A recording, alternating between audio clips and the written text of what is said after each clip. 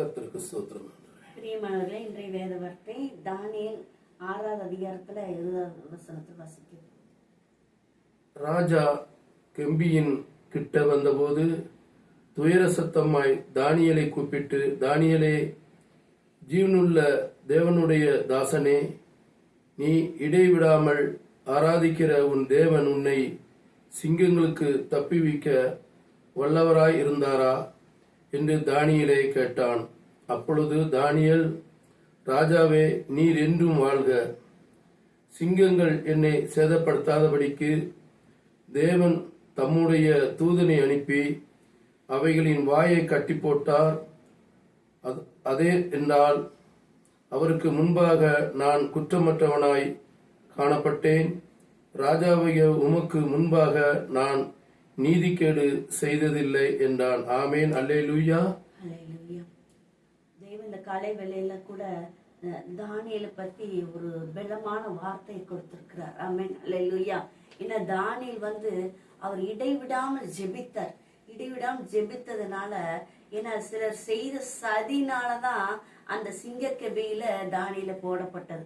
ஏன்னா அவர் ஒரு பெரிய ராஜ்யத்தை அந்த ராஜா கொடுக்கிறேன்னு சொன்ன வேளையில கூட இடையில இருக்கிறவங்க அந்த ராஜ்யத்தை பெறக்கூடாது, அவனுக்கு ஒரு முகாந்தரத்தை காமிக்கணும், அவனுக்கு வேற தப்பான அவன் மேல பழி போடும்படிக்கு வேதத்தை குற்றப்படுத்தி, வேதத்தை வாசிக்கிறான் உங்களை வாழ்த்துறேன்னு சொல்லி தவறாக சொல்லி அவனை சிங்கக்கபில போட வச்சிருக்கார்கள். ஏன்னா தானியேல் மேல எந்த தப்புமே இல்லை.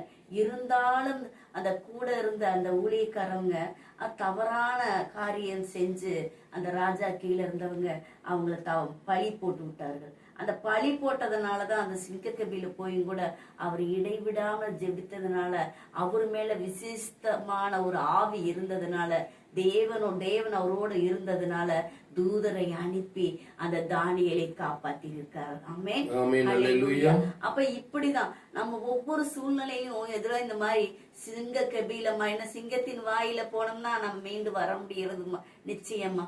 அந்த மாதிரிதான் நம்ம ஒவ்வொரு சூழ்நிலையும் மாட்டி இருப்போம். எங்கேயாவது ஒரு சூழ்நிலை, இக்கட்டான சூழ்நிலையில நம்ம சிக்கி இருப்போம், சிக்குண்டு போயிருப்போம். அப்ப இந்த இடத்துல நம்ம என்ன செய்யணும்? ஏன்னா தானியேல் 3 வேளையும் முழங்கால் போட்டு ஜெபித்தவராய் இருந்திருக்கிறார். ஆமென். அல்லேலூயா.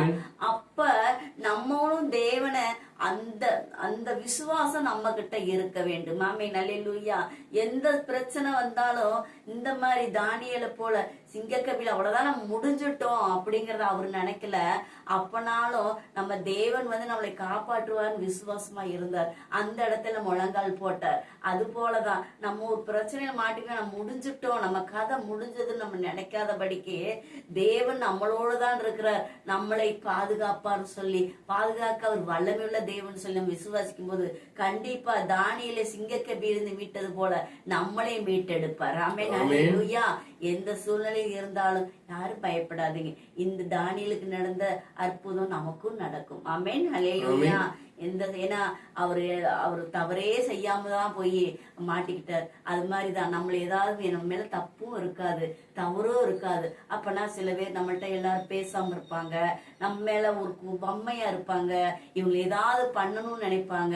ஏன்னா வேதம் என்ன சொல்லுதுன்னா, உண்மையா இருக்கிறவங்களுக்கு குற்றப்படுத்த ஆள்கள் எதிர்கொண்டே இருப்பார்களாம். நம்ம எவ்வளவு உண்மையா தேவனை பின்பற்றி நடக்கிறோமோ நம்ம மேல பழி போடுவதற்கு ஆள்கள் ஆயத்தமாவே, ஆதியிலிருந்து ஆயத்தமாவே இருப்பார்களாம். அதனால நம்ம ஒன்றுக்கும் பயப்பட, எவ்வளவு நம்மளுக்கு எதிராக நிக்கிறாங்களோ அவ்வளவு தேவன் நம்மளை பாதுகாப்பார். ஆமென். அல்லேலூயா. நம்மளுக்கு சதி வரும்போதெல்லாம் தேவன் அந்த இடத்துல இருந்து அந்த சதியை உடைப்பதற்கு வல்லமையுள்ள தேவனாய் இருக்கிறார். ஆமென். அல்லேலூயா. அனைவரும் கேட்டு வார்த்தைக்காக